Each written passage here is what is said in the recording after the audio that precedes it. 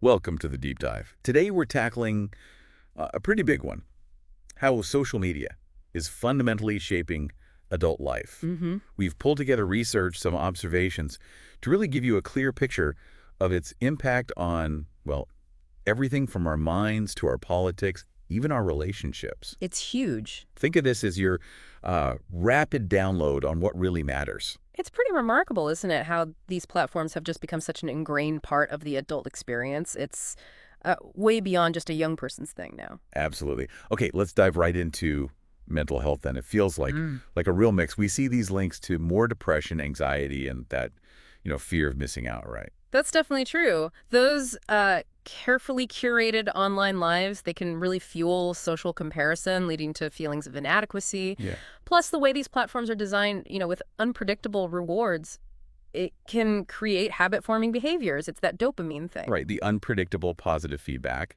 Exactly. And surprisingly, even actively posting has been linked to issues sometimes, maybe because of anxieties around, like, getting likes and validation.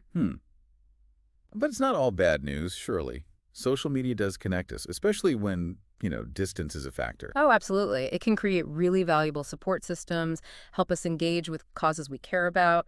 Research shows it can foster both bonding capital, those strong ties in close groups, Okay, and bridging capital, which is more about connections across diverse networks. interesting. And interestingly, for older adults, maybe with smaller offline circles, regular social media use has even been linked to better moods in some studies. So responsible use is the key phrase here. Definitely. Being mindful of time, the content you're consuming, and really prioritizing those real-world connections. Okay.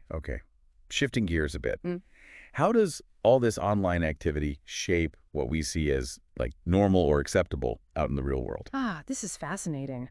Social media plays a huge role in defining success and acceptability. Think about influencers, online personalities. Their often idealized lives can set some pretty unrealistic standards for many adults. And it feels like sometimes the more extreme views get amplified online, which kind of shifts our collective sense of what's normal. Precisely. Even, strategic influencer partnerships, they often aim specifically to shift perceptions.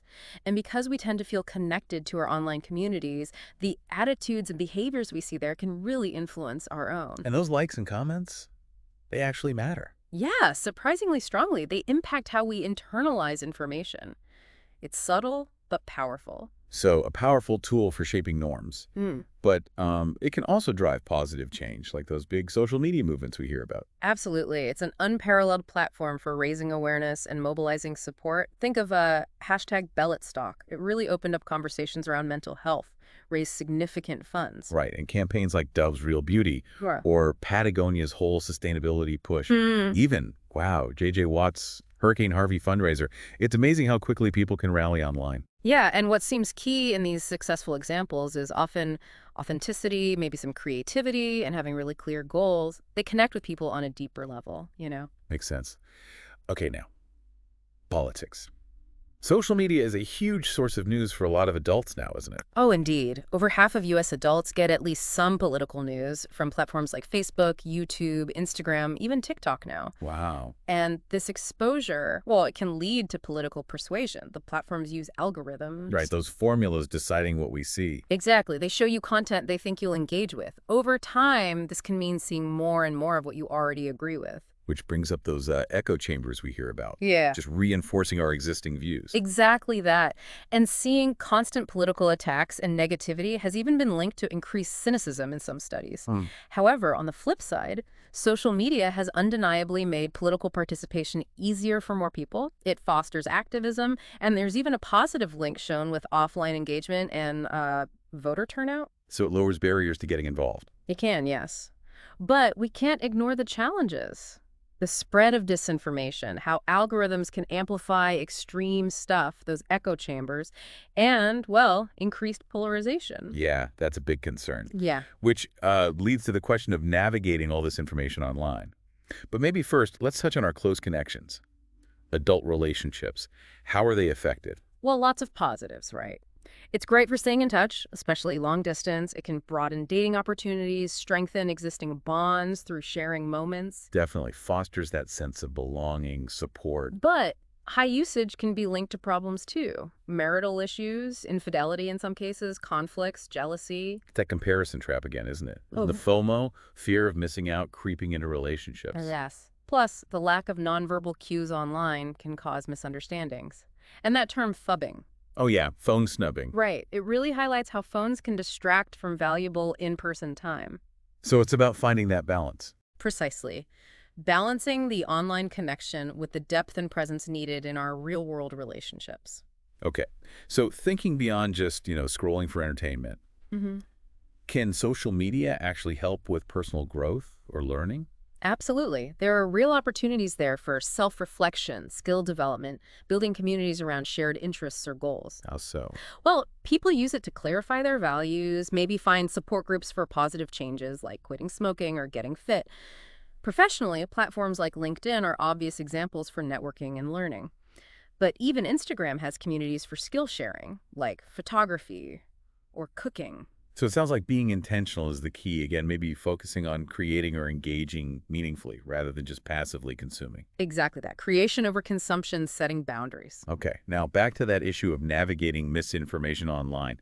That feels crucial today. It really is a vital skill. Our sources suggest some pretty actionable steps. Like what? Well, simple things first. Think critically before you shove anything. Verify info with fact-checking tools or sites.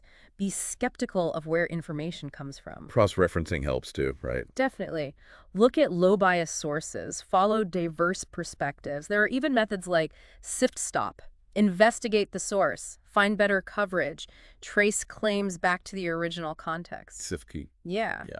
And even just paying attention to your own emotional reaction to a post can be a clue. Does it feel designed to make you angry or scared? That's a good point. It really highlights the need for better critical thinking and media literacy overall. Couldn't agree more. And ultimately, it really comes down to adults taking control of their own experiences online, empowering So how do ourselves. we do that? Sounds like being mindful of who we follow, maybe unfollowing accounts that make us feel bad. Yes, and prioritizing genuine connections over just numbers, being intentional about what we share. Reducing screen time, setting goals for our use. Exactly, focusing on creation, like we said. And, we can consciously use these platforms for positive impact, raising awareness for causes we believe in, asking for donations, sharing volunteer work, telling inspiring stories. So wrapping all this up, it's clear social media's impact is, well, really complex. Lots of facets. Precisely, it's fundamentally a tool, right? Yeah. And its impact, good or bad, largely depends on how we choose to wield it. So the key takeaway seems to be mindful engagement. By being critical consumers, setting boundaries, prioritizing real connections, and using social media intentionally, we can actually harness its power for personal growth and maybe even positive change. Well said. Which perhaps leaves us with a final thought for everyone listening. Maybe consider just one small adjustment you could make to your own social media habits, starting today, to better align with your well-being and your values based on what we've talked about. Hmm. Definitely some good food for thought there. Thanks for this deep dive.